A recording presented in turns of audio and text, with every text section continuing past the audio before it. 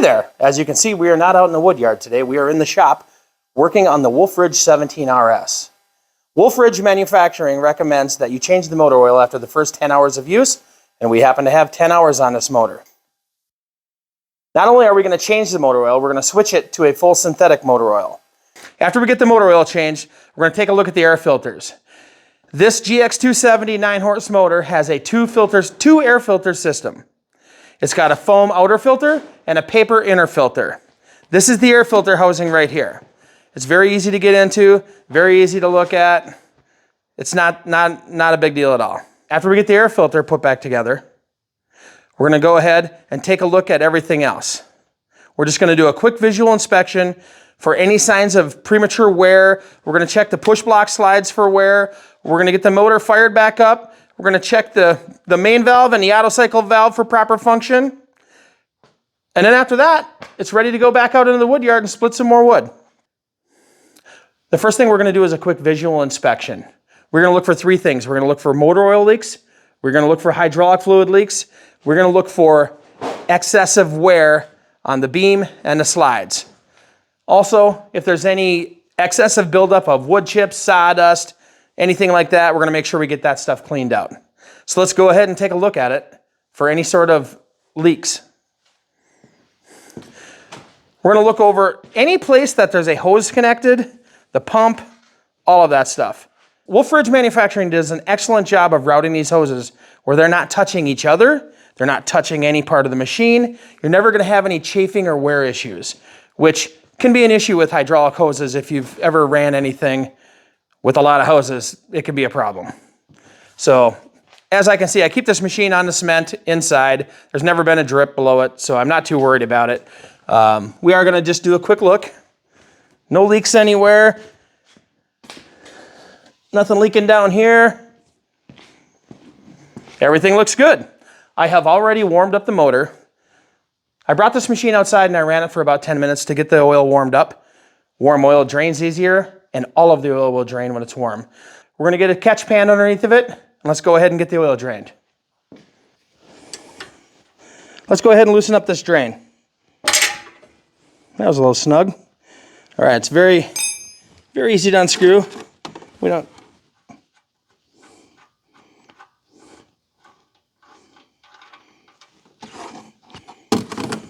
Go ahead and clean this off.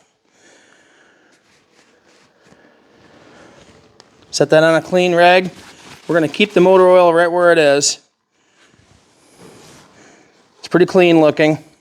Again, we only have 10 hours on this machine.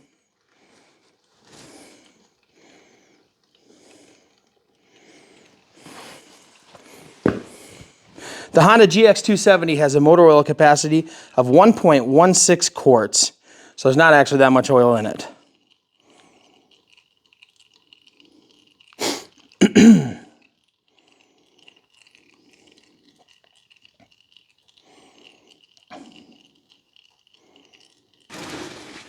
All right, we're down to just drips now. Perfect.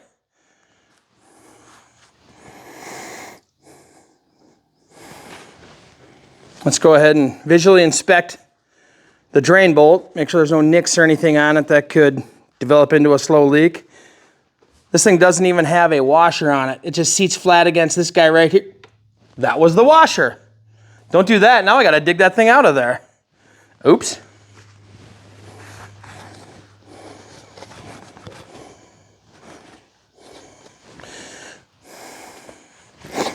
The washer stuck to the crankcase there and fell in the motor oil, the used motor oil. So now I got to fish it out of there.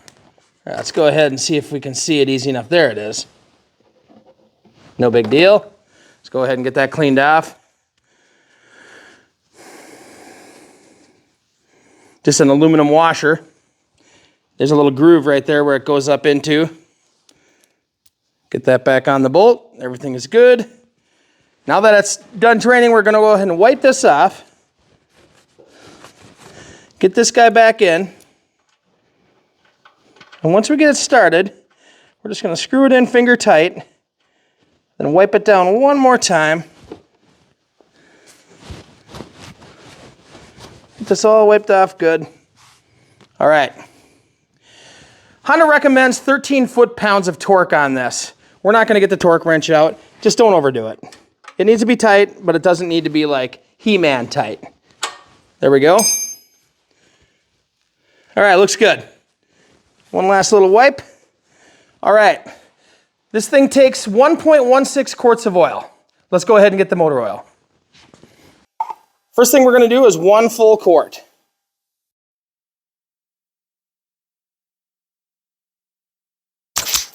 Just pour it in nice and slow.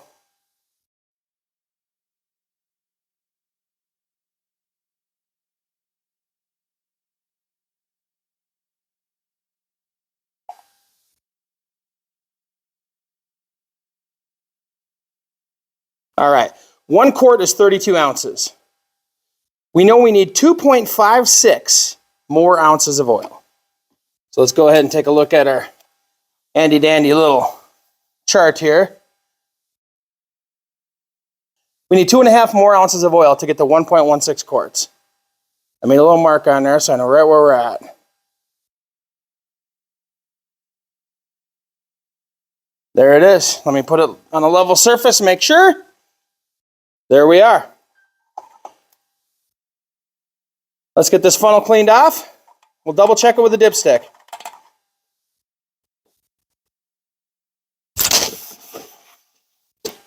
Put this guy in there. I'll set this guy right here. Okay. Again, when you check the oil with a dipstick, you do not screw it in the neck. You just poke it in until it makes contact. There it is, 1 inch up on, perfect. Let's get that screwed in. We're gonna double check the drain plug. Make sure nothing crazy happened down there. There's no leaks, nothing, that looks good. Motor oil is probably a little dirtier than I expected it to be. But that's fine. Smells like used motor oil. All right, let's get all this stuff put away. All right, now we're gonna go ahead and take a look at the air cleaner. This has a very handy thumb screw here. You just get this guy off. Set it right over here on the table. I always look at these, make sure there's no crazy amounts of debris, anything like that. There's another thumb screw right here. Pop this guy off. It's got to come all the way off.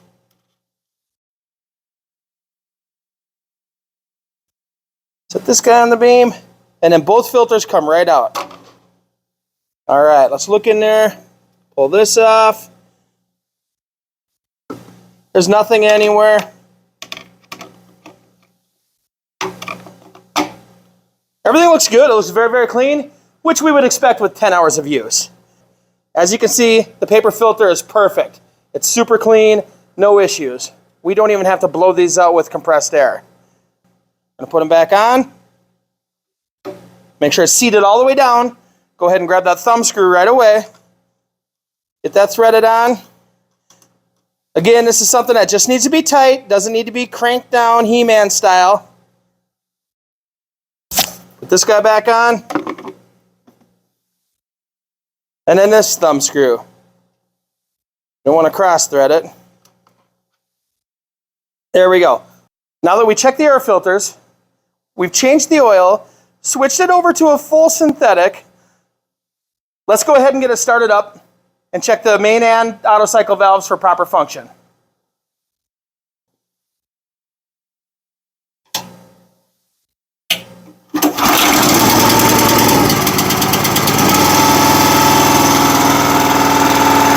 These Honda motors sure do purr. We're gonna idle it up just a little bit.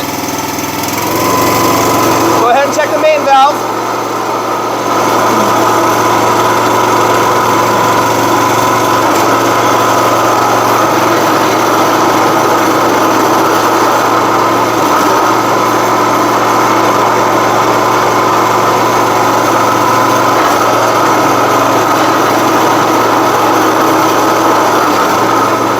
Check the auto cycle valve.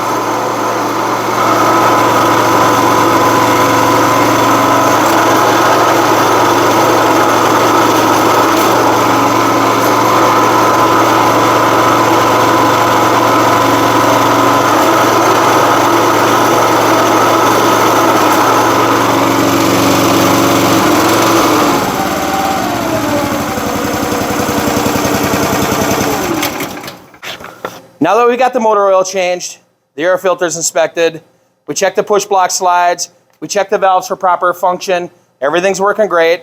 All we need to do now is fuel it up, get it back out in the wood yard, and split up some more red oak. So the owner's manual for the Wolfe Ridge manufacturing splitters, the very last page, has a place you can log your maintenance done. It's one thing I always do with my vehicles. I keep a logbook, date, hours, work performed. It's very, very simple. So we got 10 hours on this thing. It's February 15th. We changed oil, switched it over to a Mobil 1 full synthetic, and we inspected the air filters. Nothing, no issues whatsoever. We're ready to go tomorrow. If you take care of your machines, they will take care of you.